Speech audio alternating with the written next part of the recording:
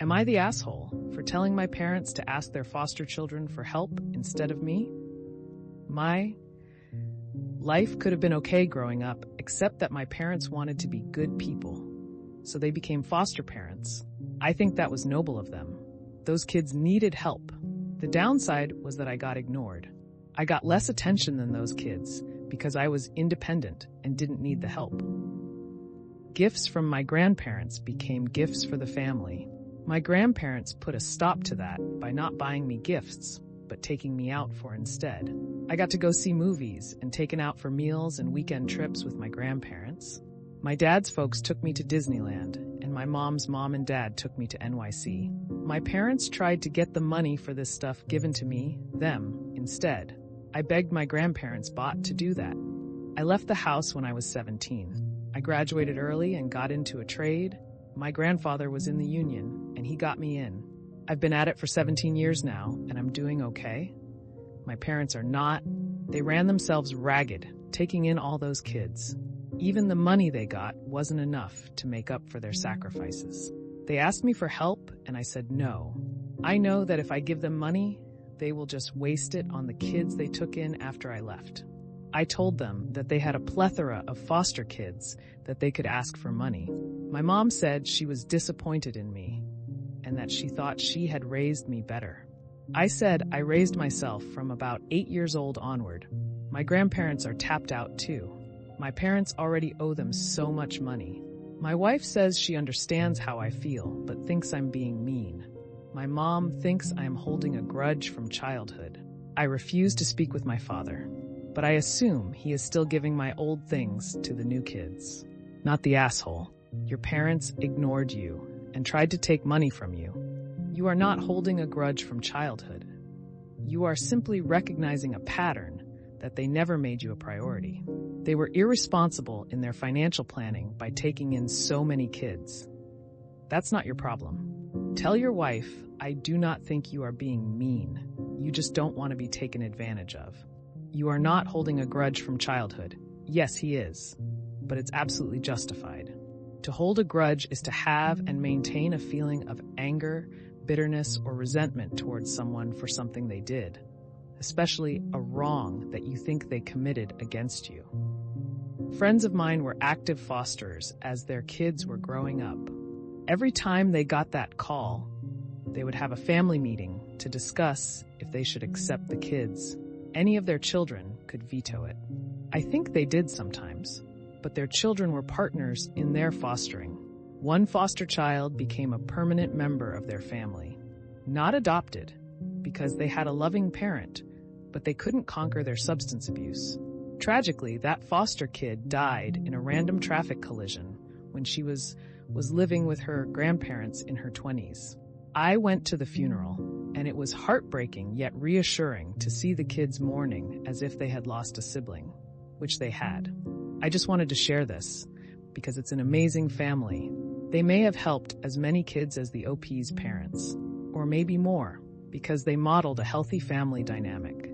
OP's parents may have provided food and shelter, but they showed the fostered children a different way to damage children from what they experienced at home. I'm a foster parent, and that's how we do it. Right now, my bio kids are still pretty excited, but I could see that changing over the years. OP's experience was the one thing holding me back from starting being a foster parent. It is absolutely the worst case scenario, and I feel so bad for him that he had to live through it. Not the asshole. It isn't your job to support them. There are limits, and they'll have to realize that. If they can't afford to take in so many kids, and the payments for the foster kids do not make up the difference, then they will simply have to take in fewer. That's fine. It isn't great for the kids for them to massively overextend themselves anyways. Am I the asshole for telling my girlfriend she needs to get a real job and she will never be a famous comedian? 31M, and my girlfriend is 28. Her and I have been together for 6 years and have been living together for the last 2. I'm going to attempt to keep this short, so please ask for details if I leave something out. GF has always enjoyed doing comedy and has done open mic nights since we've met shortly after college. She had a real sales job, though. That was her Monday, Friday 9-5 job, where she made decent money. I have a good but hard job and make almost triple what my girlfriend was making when she had her job. I said had because last August, she quit her job because it was taking away from her comedy ventures. She told me a year from now she thinks she can really make it. I was a bit skeptical, but since I make enough to support us, I encouraged her because I want to be a supportive boyfriend. Since she quit her job, she began doing Uber and DoorDash, which is where she makes 100% of her money. Her comedy has gotten us $0. Over the past few months, I have started to resent her, though. She constantly complains she has no money, yet drives for Uber or DD maybe 3 times a week for maybe 4 hours at a time. I have been paying a lot more for household expenses, and I'm not saving as much as I'd like to anymore. She sleeps till noon because sometimes her open mics run real late before she even gets to perform. And when she gets up, she just bums around on TikTok and YouTube looking for inspiration. She also gets very moody with me if I don't come to 90% of her open mic performances. Even after working a 14-hour day, she will get mad if I don't go to her open mic at 11 p.m. on a Tuesday. Last night, I did the unthinkable. I asked her to consider going back to a full-time job. I said she should still do her comedy, but I'm struggling with taking care of our expenses all by myself. When she gave a dismissive answer, I told her firmly that she will never be a famous comedian. I said she's 28 and it's time to grow the F up and join the real world, because this is totally unfair to me that I bust my ass while she lives in La La Land, and that she can't be this naive at this age by thinking she's going to support herself with this. She stared at me in silence for a few minutes, started crying, and went to stay with a friend. She called me a effing dickhead asshole, and I'm the worst friend ever. She has not answered her phone today yet. So, am I a effing dickhead asshole? Everyone sucks here, mostly her.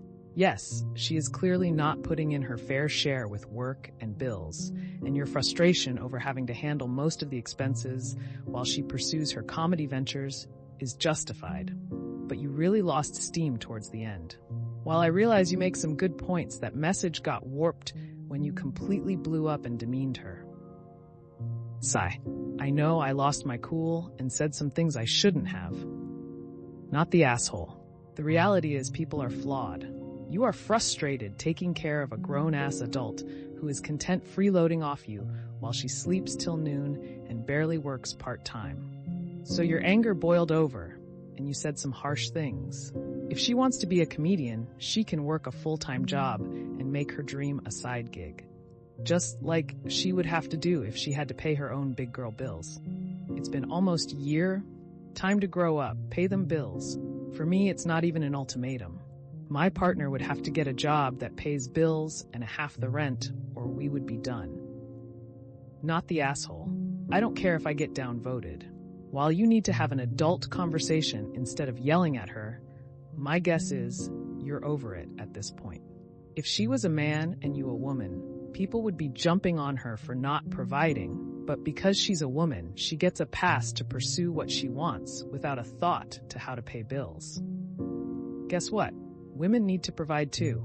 If I pursued my dreams full-time at her age, I'd be flat broke now.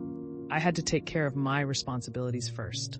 She's walking a fine line, relying on you financially when you're not even married.